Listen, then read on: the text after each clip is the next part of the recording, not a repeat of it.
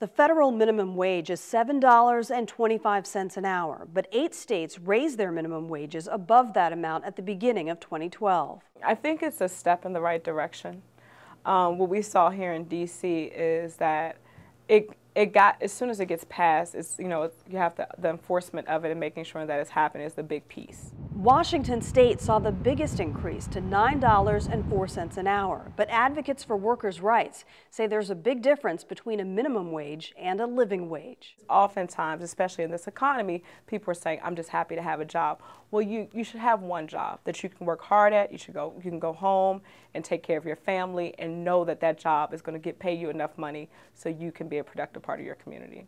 Chris Hicks works for SLAP, the Student Labor Action Project, and says most people aren't aware that typical minimum wage earners aren't teenagers. And today, the new face of the minimum wage is my grandparents as Walmart greeters, or as people just doing these part-time greeter jobs at stores. Hicks says the latest increase will help workers in the short term, but doesn't address greater problems in the long term. There are a lot of workers that will work part-time or full-time and still come up below the poverty line or qualify as the working poor, so we need to see a larger change. Going up a few dollars or just a few pennies won't really change someone's livelihood, but it will give them more economic mobility. Washington State's minimum wage is tied to the cost of living. The District of Columbia has a living wage law for those who have contracts with the D.C. government, but others still make minimum wage.